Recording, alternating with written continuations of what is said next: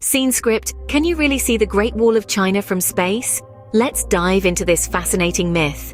The Great Wall of China, a colossal feat of ancient architecture stretching over 13,000 miles, has long been the subject of a captivating myth. It's often touted as the only man-made structure visible from space with the naked eye. This tale is as enduring as the wall itself, permeating popular culture and making its way into school textbooks and trivia quizzes across the globe. But where did this myth originate, and why has it held sway over our collective imagination for so long? The origin of this myth is somewhat murky, though it seems to have gained traction in the 20th century during the space age. It was an era marked by fierce competition between superpowers, a race for technological superiority, and the Great Wall, a symbol of human perseverance and ingenuity, fit the narrative perfectly. The idea of astronauts gazing down at this ancient marvel from the vastness of space was both romantic and awe-inspiring. However, the truth, as it often does, paints a slightly different picture. While the Great Wall is indeed an impressive structure, its visibility from space is another matter. Astronauts and scientists alike have confirmed that the wall is not discernible from space without the aid of telescopes. The reasoning is quite simple. The Great Wall, while long, is relatively thin. From space, it's less distinguishable than highways or airports, which are wider and often made of materials that reflect more sunlight. Moreover, the color of the wall, an earthy shade of brown, blends in with the natural landscape, making it even more challenging to spot from thousands of miles above.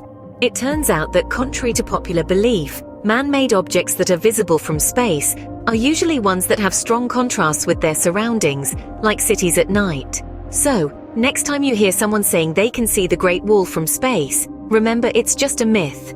Have you ever heard the phrase, blind as a bat? Is it true, or is it just another popular myth? Let's dive right into exploring this rather curious statement. So where did this belief originate? The notion that bats are blind is an age-old myth, likely stemming from their nocturnal habits and their unique ability to navigate in complete darkness using echolocation. Echolocation is a method used by bats to emit sounds that bounce off objects in their environment, helping them to map out their surroundings with precision. This impressive skill might have led people to conclude that bats compensate for a lack of vision with echolocation. But is this true? Or is it just another myth to add to our debunking list? Well, let's turn to science for some answers. Contrary to popular belief, bats are not blind. In fact, research has shown that all bat species have eyes and are capable of sight. Moreover, some bat species have even more acute vision than humans.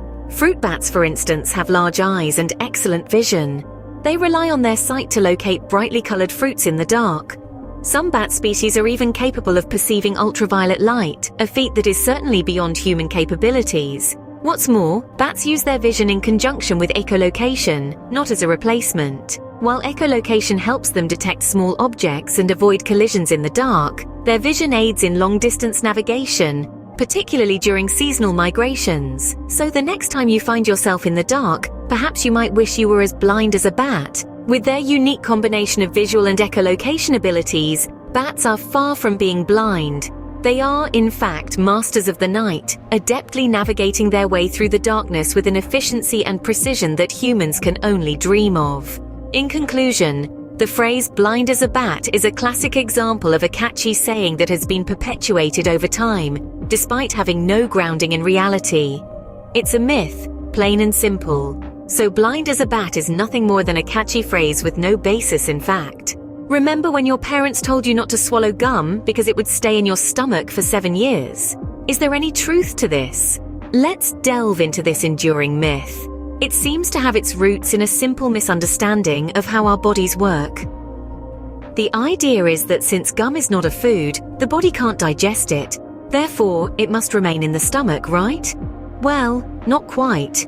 Firstly, this myth assumes that everything we swallow that can't be digested gets stuck in our stomachs.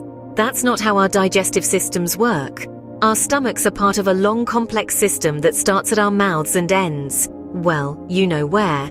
Along the way, our bodies absorb nutrients and expel waste. But what about gum? It's true that the synthetic components of gum, like the rubbery base, aren't digestible. However, that doesn't mean they're stuck in your stomach. Just like other indigestible materials we swallow, like seeds or bits of fiber, These pieces move through our digestive systems and are eventually excreted.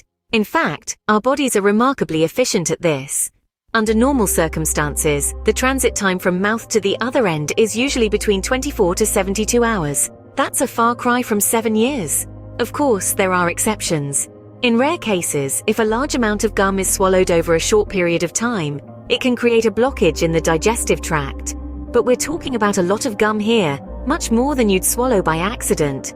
On an ending note, while we've debunked the myth of gum residing in your stomach for 7 years, it's important to remember that just because you can do something doesn't mean you should. Swallowing gum isn't harmful in the occasional accident, but it's not something you should make a habit of. So while it's not a good idea to make a habit of swallowing gum, you can rest assured it won't be in your stomach for 7 years.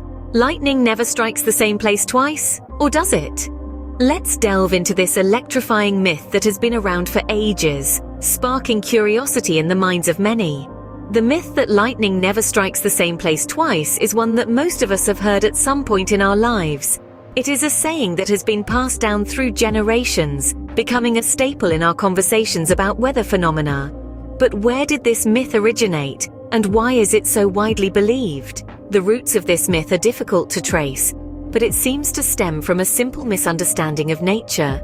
People often perceive lightning as a random and unpredictable force, and it's easy to assume that the chances of lightning hitting the exact same spot twice are astronomically low.